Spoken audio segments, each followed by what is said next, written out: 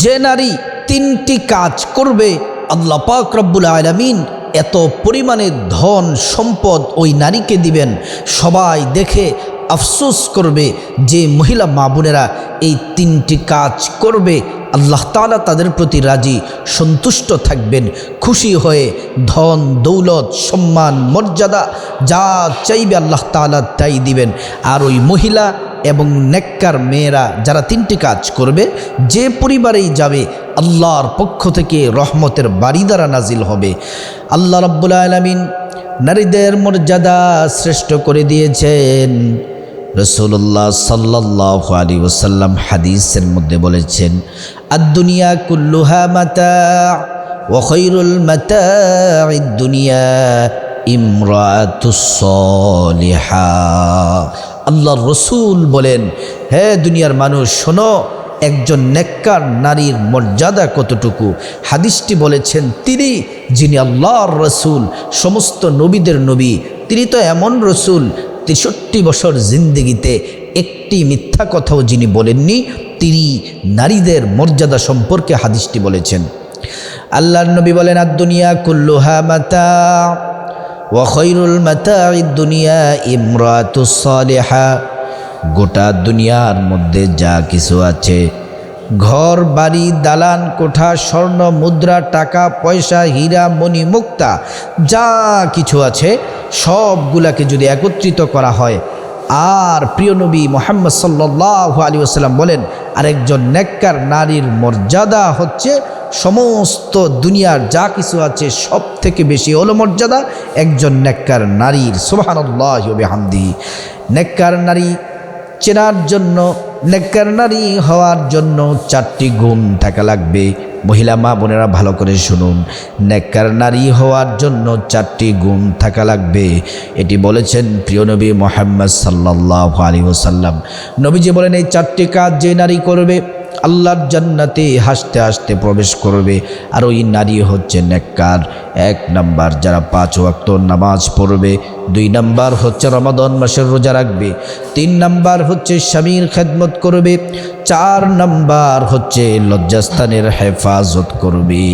এই 4টি কাজ যে নারী করবে, ওই নারীর কপাল খুলে যাবে।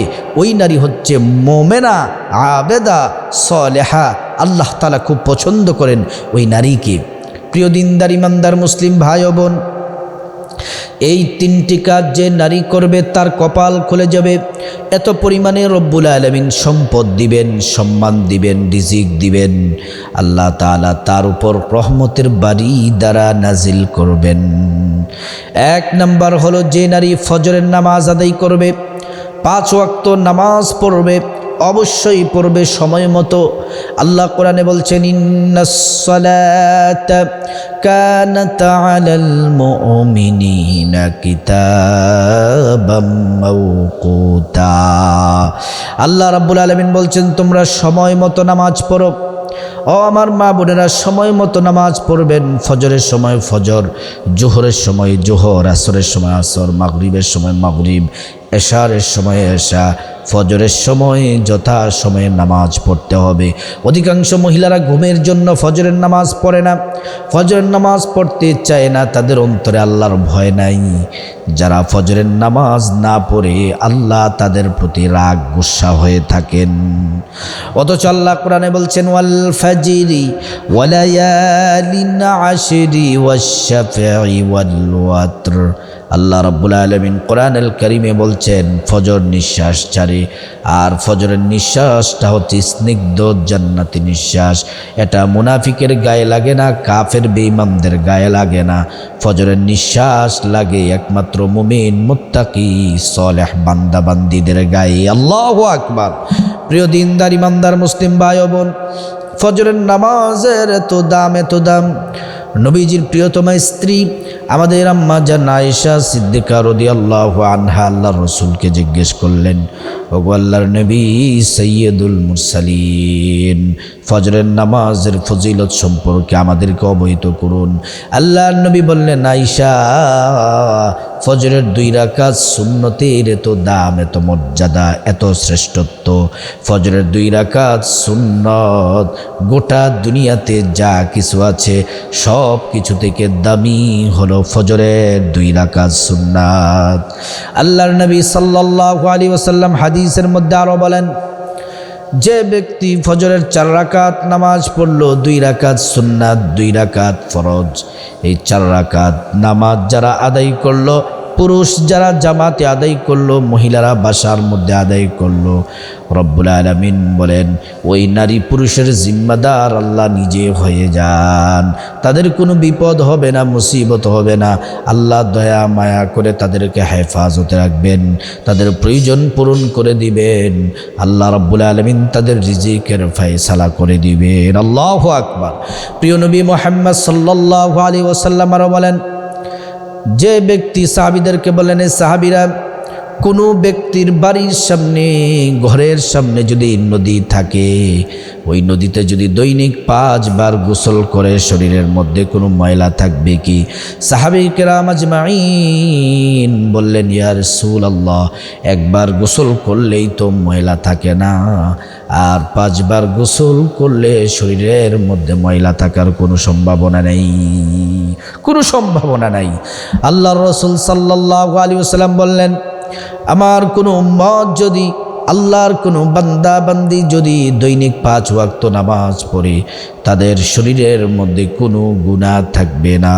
আল্লাহু আকবার। 2 নাম্বার, যে কাজটি মহিলা মা বোনেরা যদি করেন, যে কাজটি করলে আল্লাহ এত পরিমাণে ধন দৌলত, টাকা পয়সা, সম্মান, মর্যাদা দিবেন, অন্য মানুষ দেখে আফসোস করতে থাকবে, সেটি হলো প্রতিটি কাজের শুরুতে আপনাকে পড়তে হবে বিসমিল্লাহির রহমানির রহিম। এটি শুধু দোয়াই নয়, এটি কোরআনের আয়াতও বটে। কোরআনুল কারীমের 114টি সূরা আছে, কোরআনে 113টি সূরার শুরুতে বিসমিল্লাহ আছে। আর প্রত্যেকটা সূরার শুরুতে, সূরা শুরু করার সময় আপনি বিসমিল্লাহ অবশ্যই পড়তে হবে। বিসমিল্লাহ পড়ে সূরা শুরু করা হচ্ছে ওয়াজিব। প্রিয় দিনদার ইমানদার মুসলিম ভাই ও বোন, প্রতিটি কাজের শুরুতে যদি বিসমিল্লাহ পড়েন, আপনার প্রতিটি কাজ ইবাদতে শামিল হবে, আর আল্লাহ রাব্বুল আলামিনের পক্ষ থেকে রহমত বরকত নাজিল হবে, আল্লাহর পক্ষ থেকে সাহায্য আসবে। প্রতিটি কাজের শুরুতে যদি পড়েন বিসমিল্লাহির রহমানির রহিম, প্রতিটি কাজের শুরুতে বিসমিল্লাহ পড়লে আল্লাহ রাব্বুল আলামিনের হাবিব জানালেন, জাহান্নামের 19 জন ফেরেশতা আছে, ওই ফেরেশতা থেকে হেফাজত করবেন, অর্থাৎ জাহান্নাম থেকে আল্লাহ রাব্বুল আলামিন হেফাজত করবেন। এজন্য বিসমিল্লাহর আমল করবেন। প্রত্যেকটা কাজের শুরুতে তরকারি কাটাকাটি এবং ঘর ঝাড়ু দেওয়া এবং রান্না বান্না, যে কোনো কাজের শুরুতে বিসমিল্লাহর আমল অবশ্যই করবেন। বিসমিল্লাহর আমল যদি করেন, আল্লাহ তাআলা রাজি এবং খুশি থাকবেন। 3 নাম্বার হচ্ছে স্বামীকে মেনে চলা, স্বামীর কথা শোনা, স্বামীকে ভালোবাসা মহব্বত করা, স্বামীকে সন্তুষ্ট রাখা। আপনি যদি স্বামীকে কষ্ট দেন, আপনি যদি স্বামীর সাথে যদি বেয়াদবি করেন, স্বামীকে যদি ভালো না বাসেন, তাহলে আল্লাহ রাব্বুল আলামিন আপনার উপর লানত দিবেন। আর আপনি যদি স্বামীকে মেনে চলেন, স্বামীর খেদমত করেন, স্বামী যদি আপনার প্রতি সন্তুষ্ট থাকে, তাহলে জান্নাতে যাওয়া আপনার জন্য সহজ হয়ে যাবে। আল্লাহ পাক রব্বুল আলামিন সকল মা বোনদেরকে এই 3টি কাজ যেন করতে পারে আল্লাহ তাআলা সে তৌফিক দান করুন।